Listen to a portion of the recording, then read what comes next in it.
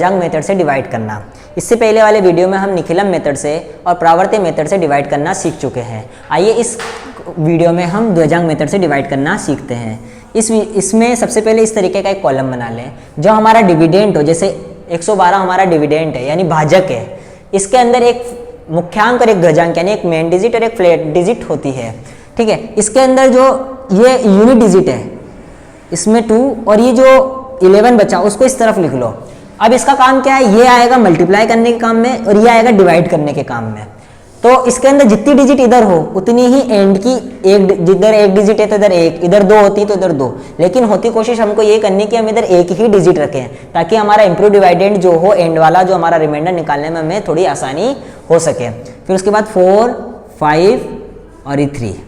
अब जैसे हमने सपोज करो 105 लिया,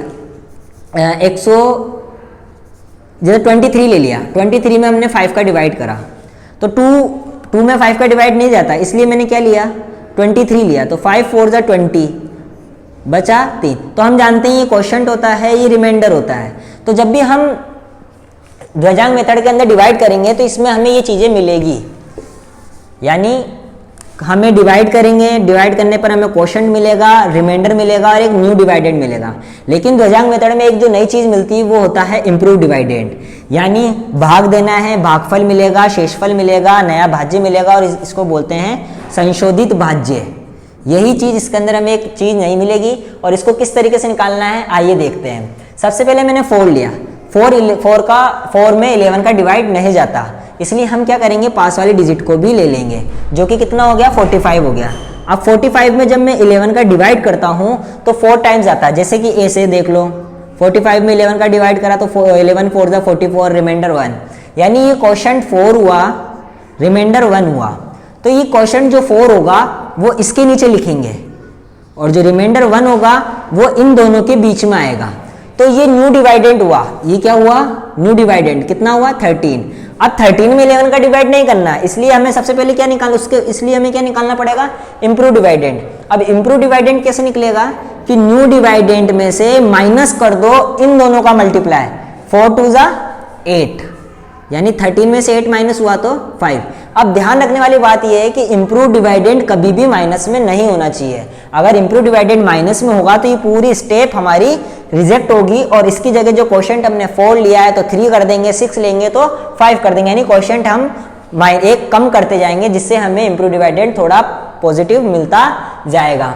अब देखो ये 13 में नहीं देना अब डिवाइड, अब देना है 5 में 11 का डिवाइड।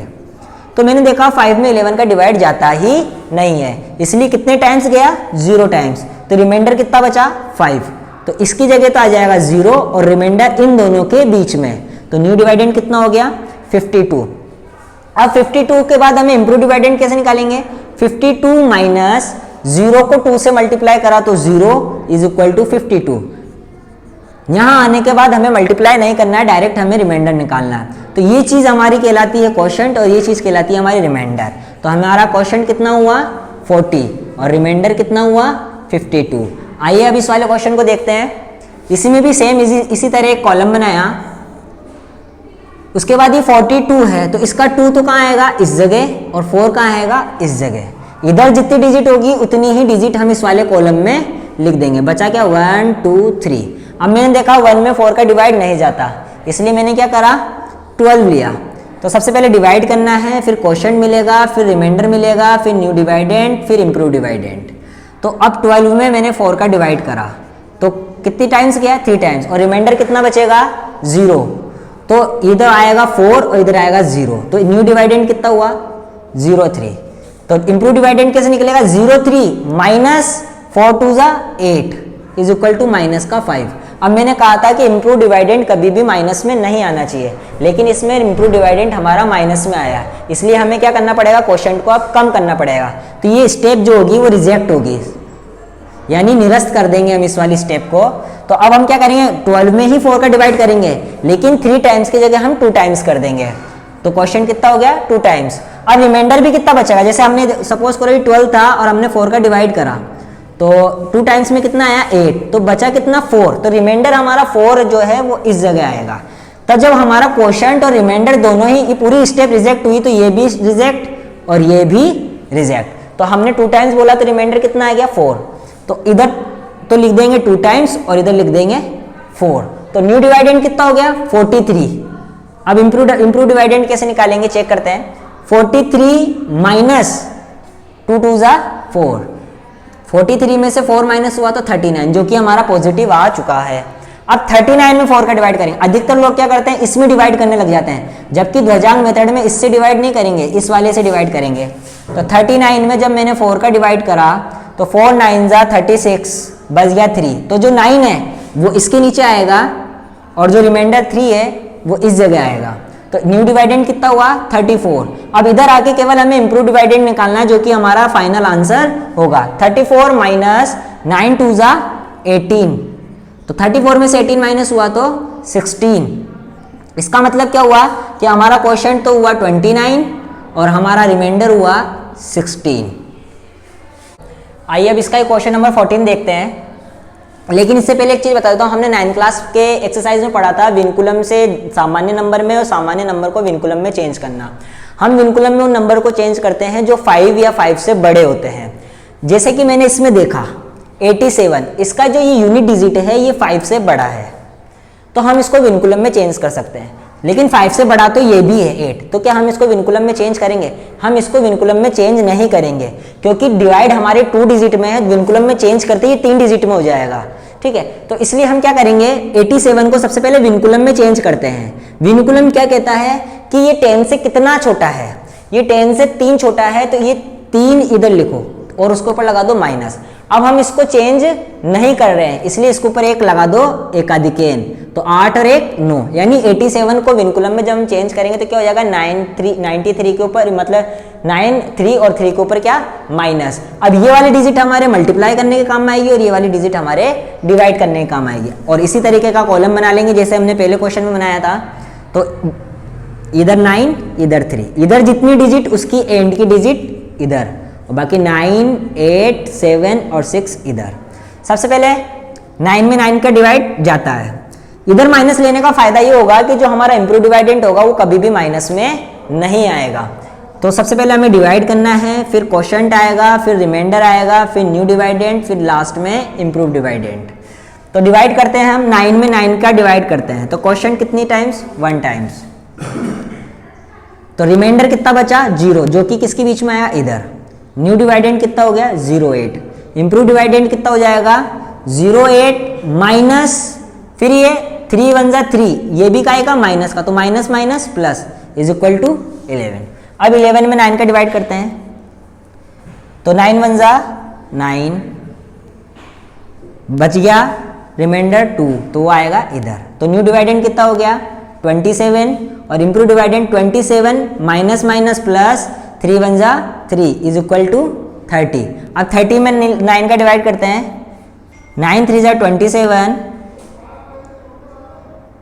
रिमाइंडर बचा 3,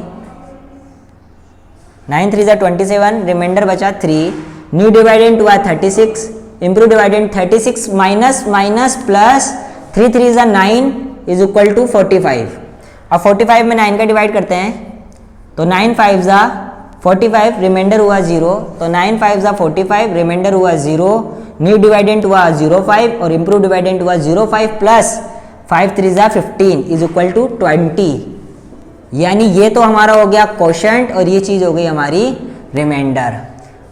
अब आइए इसको देखते हैं, हम इसको विनकुलम में चेंज कर लेंगे क्या? इसको भी चेंज करेंगे और इसको भी चेंज करेंगे, तो 2 को चेंज कर सकते हो, लेकिन उसके लिए तुम्हें जो ये फाइनल सॉल्यूशन जो होता है इसको निकालने के लिए तुम्हें डिफिकल्टी होगी। इसलिए मैं केवल एक ही डिजिट को चेंज करके इसको विनकुलम में चेंज कर रहा हूँ। देखना कैसे, जैसे ये 87 है, 879 है, इसको चेंज करा तो ये 10 से कितना कम है 1, और इसके ऊपर एकाधिकेन लगा दूंगा क्योंकि मैं इसको चेंज नहीं कर रहा हूँ, तो ये कितना हो गया 88। अब इसका ये तो काम आएगा डिवाइड करने के और ये काम आएगा मल्टीप्लाई करने के लिए। अब इसको अगर यूज कर रहे हैं हम 88 को डिवाइड करने के लिए, तो हमें 88 की टेबल आना जरूरी है। अगर नहीं आ रहा है तो हम 88 की टेबल लिख लेते हैं। अब जब हमने इसको विनकुलम में चेंज कर लिया है तो ये चीज आएगी हमारे मल्टीप्लाई करने के काम में और ये चीज आएगी हमारे डिवाइड करने के काम में, और डिवाइड के लिए हमने ये टेबल लिख के रख ली। अब जितनी डिजिट यहाँ पर है उतनी ही डिजिट हम इसको यहाँ रखेंगे, बाकी 2 1 0 1 5 और 3 इधर आया। सबसे पहले देखा 2, 88 का डिवाइड नहीं जा सकता। फिर 5 वाली डिजिट ली 21 में 88 का डिवाइड नहीं जा सकता। अब लिया 210, इसमें 88 का डिवाइड जा सकता है। तो ये डिवाइड, फिर क्वोशिएंट, फिर रिमाइंडर, फिर new dividend and last improve dividend. तो डिवाइड करा हमने 210 में 88 का डिवाइड करा। तो आइए देखते हैं कितनी टाइम्स आएगा। 3 टाइम्स पर 264 जो कि ज़्यादा है, इसलिए हम 2 टाइम्स बोलेंगे। जब हम 2 टाइम्स बोलेंगे तो ये आया 176 और हमारे पास कितना था 210 में से अब 176 को माइनस करेंगे तो 34 आएगा। तो 34 इधर लिखेंगे और ये कितने टाइम्स बोला 2 टाइम्स, वो इधर आएगा। तो 34 जैसे मैंने यहाँ रखा तो न्यू डिवाइडेंड कितना हो गया 341 और improve dividend 341 minus minus plus हो जाएगा क्योंकि यहाँ लगा हुआ है +2 इज इक्वल टू 343। अब हम क्या करेंगे 343 में 88 का डिवाइड करते हैं। तो 343 में जब हम 88 का डिवाइड करेंगे तो 4 टाइम्स में 352 जो कि ज़्यादा आ रहा है, इसलिए हम 3 टाइम्स बोलेंगे। जब हम 3 टाइम्स बोलेंगे तो 343 में से 264 माइनस करेंगे। जब माइनस करने पर कितना आएगा 79, उसको हम यहाँ लिखेंगे, जिससे इम्प्रूव डिवाइडेंड क्या हुआ 795 और इम्प्रूव डिवाइडेंड 795 प्लस 3 1 जा 3 यानी 798। अब 798 में 88 का डिवाइड करेंगे। जब 798 में 88 का डिवाइड करते हैं तो मैंने देखा 9 टाइम्स में 792 आ रहा है जो कि इससे कम है। तो हम कितने टाइम्स बोल देंगे टेबल 9 टाइम्स।